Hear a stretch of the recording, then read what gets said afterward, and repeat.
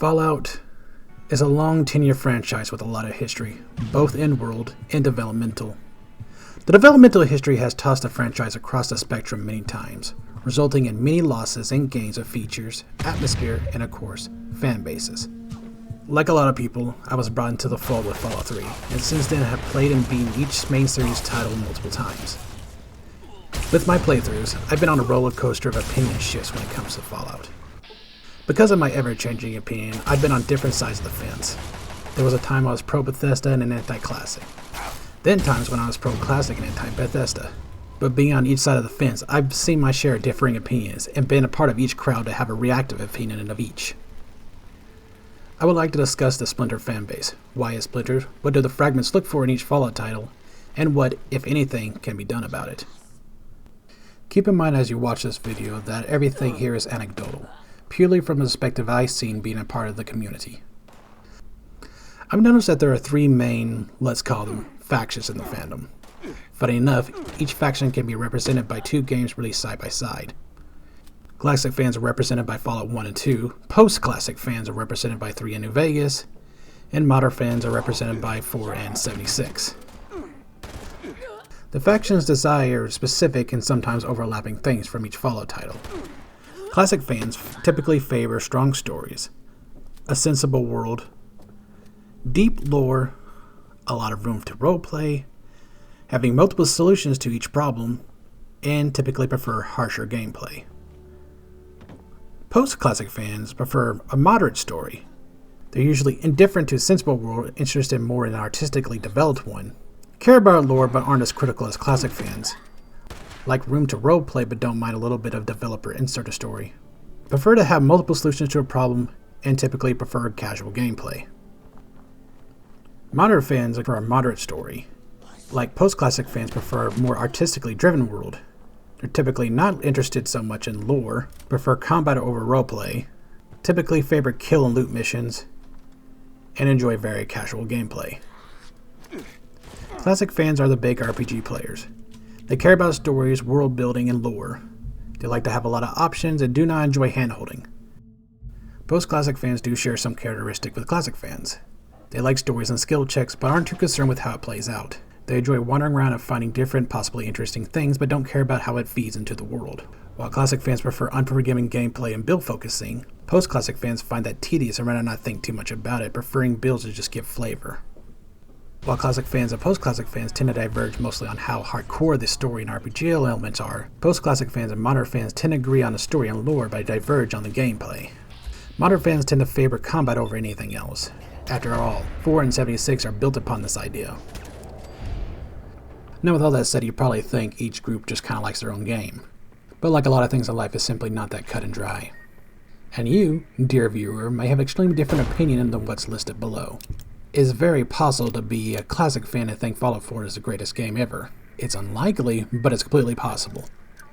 Now, let's just kind of quickly summarize what we're seeing here. Classic fans obviously love Fallout 1 and 2, usually disliking Fallout 3 and disliking Fallout 4 about the same. They do, however, tend to like New Vegas, not as much as Fallout 1 and 2, but they do like New Vegas. And they really dislike Fallout 76. Post-classic fans tend to dislike Fallout 1 and 2. They absolutely love 3 and New Vegas. They generally like 4, and they kinda like 76. Modern fans really dislike Fallout 1 and 2. They usually like 3 and New Vegas, absolutely love Fallout 4, and generally really like 76. You might notice that 76 has the oddity about it. That's just simply because it's a very different game from either one of the Fallouts from the virtue of it being an online title.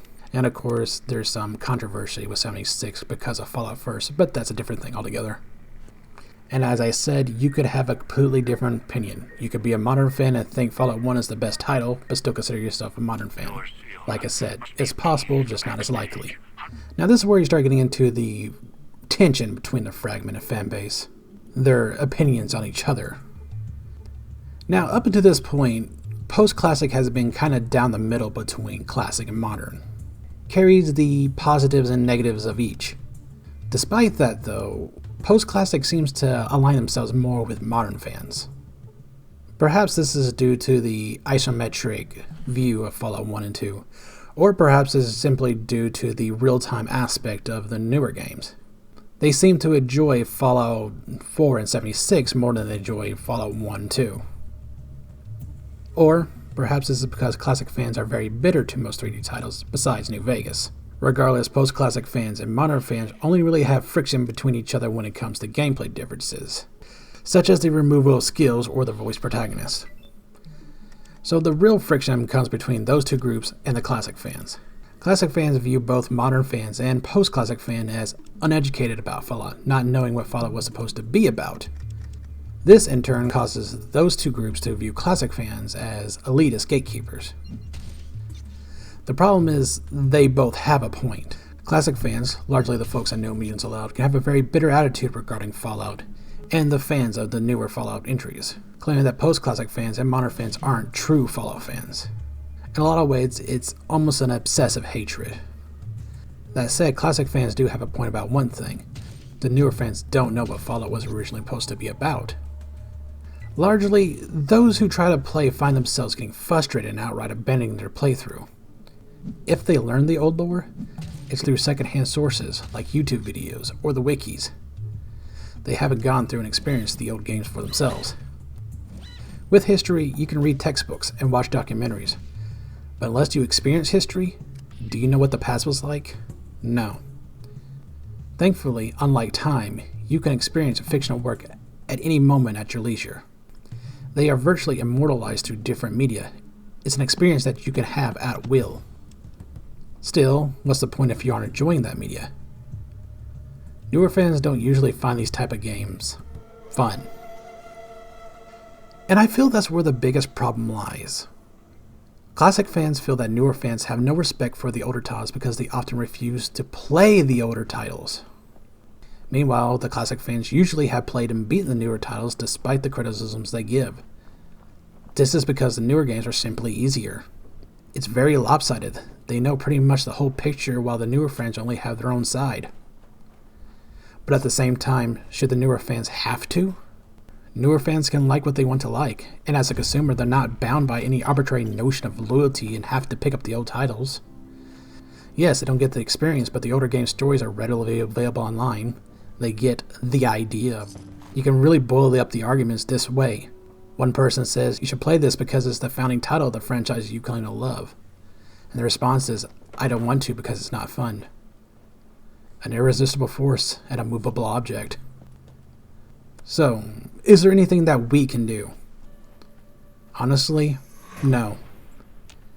I hate to leave this video on a pessimistic note, but if people's taste could be shaped so easily, we wouldn't have this fractured fan base. People like what they like. Sure, debates can leave nuggets for people to mull over, but you'll still see the fights going on. Video games are a subject that's consumed with an air of opinions. Each passing title leaves itself open to backlash. While it's incredibly unlikely, there's a chance that the future will have a Fallout game that's beloved by all three major factions. Like I said, it's unlikely, but there's a chance. The closest one that accomplished that feat was New Vegas, and even then it still gets a lot of criticism. The only person that you can change is yourself, and at the end of the day, that's all that really matters. If you're the one person that's able to listen to each argument without taking any of them too personally, then hey, props to you. After all, it's really not worth getting upset over. At the end of the day, it's just a video game.